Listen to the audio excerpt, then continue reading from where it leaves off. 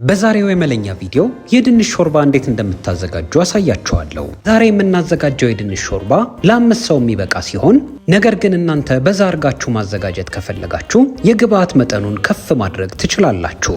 አስቀድማችሁ 1 ኪሎ ድንች በደንብ አርጋችሁ በብሩሽ ታጥባላችሁ። ድንቹን በሚገባ ካጠባችሁ በኋላ የድንች መላጫ ወይም ቢላ ተጠቅማችሁ በደንብ ትልጡታላችሁ።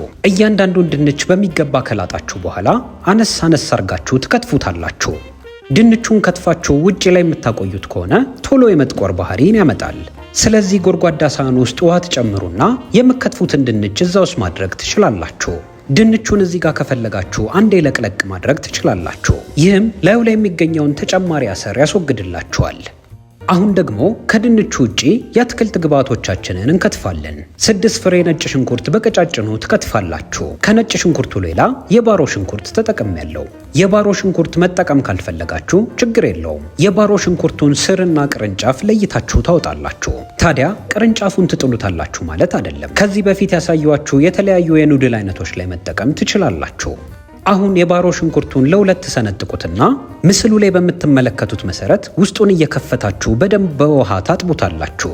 የባሮ ሽንኩርት ብዙውን ጊዜ ውስጡ ንጹህ ነው። ነገር ግን አንዳንዴ ነፍሳት ውስጥ ድረስ ሊገቡ ስለሚችሉ በደንብ እየገለጣችሁ ማጠብ ይኖርባችኋል። የባሮ ሽንኩርቱን በደንብ ካጠባችሁት በኋላ ምስሉ ላይ በምትመለከቱት መሰረት በቀጭኑ ትከትፉታላችሁ። አሁን ደግሞ 1 ራስ ተለቅ ያለ ቀይ ሽንኩርት ልጠን አጥበን እንከትፋለን። አሁን የአትክልት ግብአታችን ዝግጁ ሆኗል።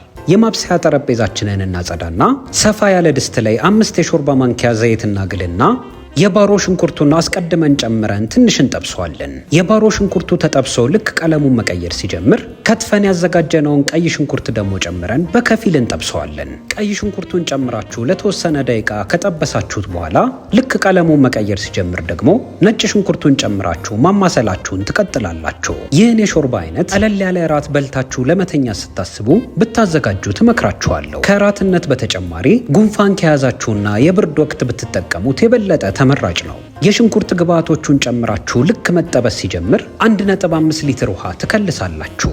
እዚህ ጋር የምትከልሱት ውሃ ሙቅ ውሃ ቢሆን ይመረጣል። ሙቅ ውሃውን ከጨመራችሁ በኋላ የተለያዩ ቅመሞችን ታስገባላችሁ። 1 ቅርንጫፍ እርጥብ የበሶ ብላ ቅመም ትጨምራላችሁ። የበሶ ብላ ቅመሙን ከጨመራችሁ በኋላ 1 የላውሮ ቅጠል ከላይ ታደርጋላችሁ። የላውሮ ቅጠሉ የድንች ሾርባው እንዲጣፍጥ ከሚያደርጉት ቅመሞች መካከል አንዱ ነው። አሁን ደግሞ ደረቅ ጦስኝ ከላይ ታደርጋላችሁ። እዚህ ጋር እርጥቡን ጦስኝን መጠቀም ትችላላችሁ።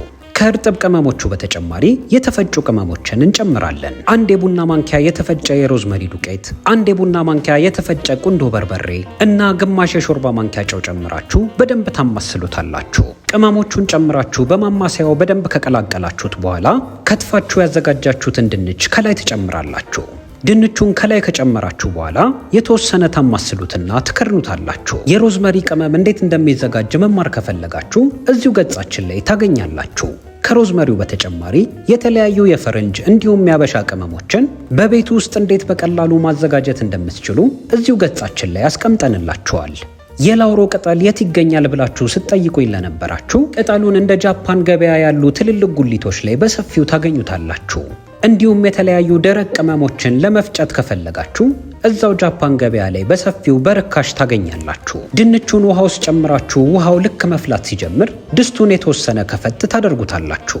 ድስቱን የተወሰነ ከፈት የምታደርጉበት ምክንያት ድንች ሲቀቀል ብዙውን ጊዜ አረፋ ስለሚሰራ እየገነፈለ ምድጃችሁን እንዳያበላሽባችሁ ነው። ይህ የጣድነው ድንች ለመብሰል 20 ደቂቃ ይፈጅበታል። ነገር ግን ይህ 20 ደቂቃ እንደ ምድጃችሁ አይነትና እንደምትጠቀሙት የምድጃው የሙቀት መጠን ይወሰናል።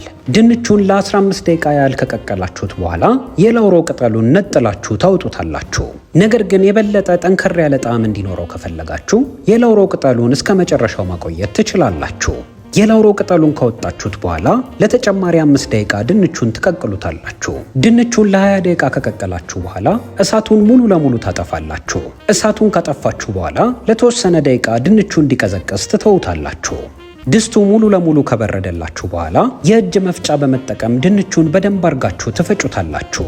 ይህ እጄ ላይ የምትመለከቱት የእጅ መፍጫ በቤት ውስጥ ከሌላችሁ ድንቹን በደንብ አቀዝቅዛችሁ የጭማቂ መፍጫ ላይ ገልብጣችሁ በደንብ መፍጨት ትችላላችሁ። የመለኛን የዩቲዩብ ገጽ ሰብስክራይብ ካላደረጋችሁ ሰብስክራይብ አድርጉልን። እንዲሁም በየጊዜው የምንለቃቸው ትምህርታዊ ቪዲዮዎች እንዲደርሷችሁ የደውል ምልክቱን መጫን እንዳዘነጉ።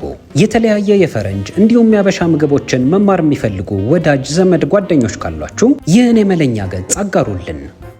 ምስሉ ላይ እንደምትመለከቱት ድንቹ በደንብ ከተፈጨላችሁ በኋላ ተቀምሱና ተጨማሪ ጨው ከፈለጋችሁ መጨመር ትችላላችሁ።